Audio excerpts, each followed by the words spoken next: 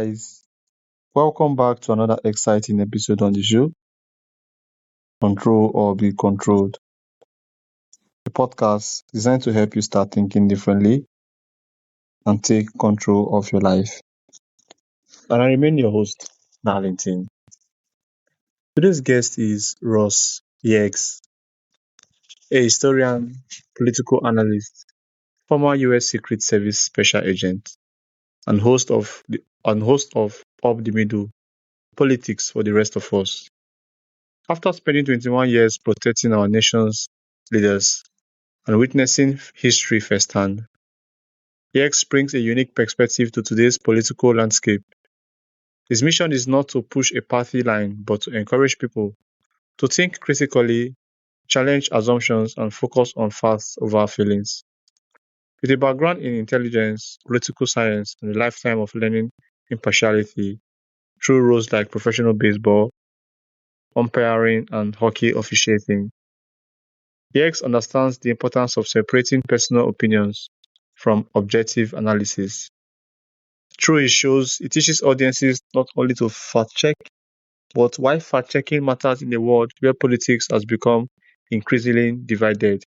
Today we will explore political polarization, the decline of civil debates, and how people can challenge their own beliefs, and what it takes to have better conversations across differences.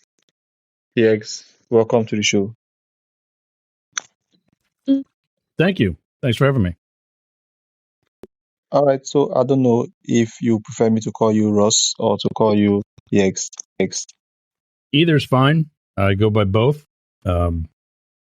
Probably my mom is the only one that definitely calls me Ross, and she even calls me another nickname. So Ross, Yergs, either. All right, so I hope you enjoyed that introduction. Very well done. Yeah, sounds good. Okay, then I have some questions here for you, and I would like us to get into these questions. Let's do it. All right, so first of all, we need you to break down. You have worked as a Secret Service agent and host, and yeah, you host politics. And now you're the host of Up the Middle, Politics for the Rest of Us. So first of all, why did you make that transition from being a Secret Service agent to now being a host of a podcast? I retired from the Secret Service in November of 2021. So I did my time. I did a sufficient amount of time with the U.S. government. And at that point, we get a pension and we get a salary as a thank you for the rest of our lives. But that didn't mean that I was really finished with actually working. So I wanted to continue to do something where I can contribute to the community, and also something that's going to keep my own interest as opposed to just some sort of normal job. Okay, so how did your experience in Secret Service shape the way you view politics today?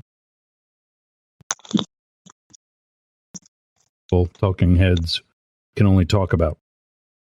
I was the duty agent, the on-call agent for the Philadelphia field office on September 11th, 2001, when the towers and Pentagon were attacked. I was part of a detail that protected the Libyan prime minister for his first visit post Muammar Gaddafi, and just other historical things. Barack Obama, Hillary Clinton. I know the Clintons very well. And so just having lived so many historical things that other people can only talk about gives me a level of expertise.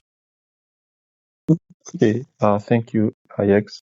So you say that politics has become us versus them instead of us, all of us. So why do you think we became so divided in politics? I really don't think it began with Donald Trump.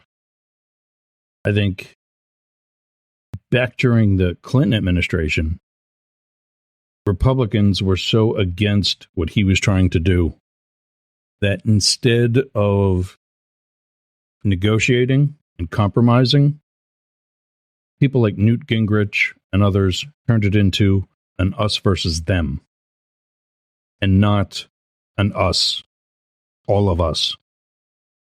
And it just continued and really began to snowball to a point now where we've got things like Project 2025, Agenda 47, all these different documents that Donald Trump supposedly knows nothing about. But in Project 2025, he's mentioned 1 out of every 3 pages. That's a 900-page document.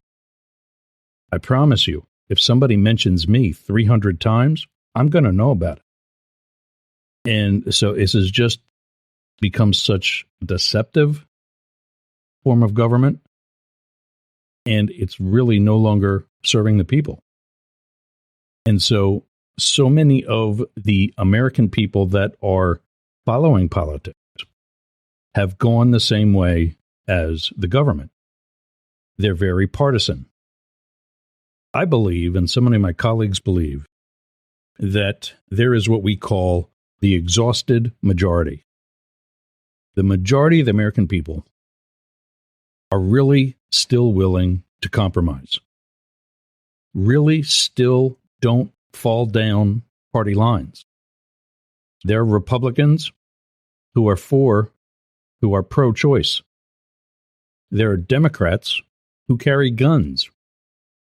And we believe that this exhausted majority, when we wake those people up, will be the ones that take control of the government again.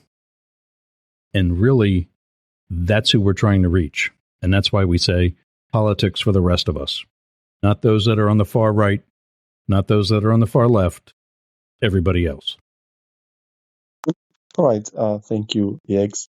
So, what makes your approach to political conversations different from traditional political commentators? I missed that. What could you say that question again? Tell us what makes your approach to political conversations different from traditional political commentators. Gotcha. Yeah, absolutely. So I teach my audience, 1, don't listen to me. I am the only political talking head that tells their audience not to listen to them. I tell them to listen to me and at least 1 or 2 other sources for information. That way they can compare one against the other, and not only 1 or 2 other sources, but sources from different sides of the political spectrum. If you're going to watch the conservative networks in our country, then you need to watch the progressive networks in our country and really try to bring 2 sides of the argument to your own table so you can make your own intelligent decision. I had somebody the other night tell me that she thinks for herself and that she doesn't need any other party to tell her how to vote. Meanwhile, this conversation was being had on a Facebook post that she copied and pasted. She copied and pasted someone else's post. And now she's telling me that she thinks for herself. When? You're certainly not doing it there. And then she tried to say, well, you never copied and pasted someone's post. No. People copy and paste mine. And that's what I want my audience to do. It's okay to reiterate someone else's idea, but then credit them for it. Don't make it sound like it's yours. Or don't make it sound like you're just doing something to get affirmation and to have somebody else, rally behind you. I love when somebody proves me wrong.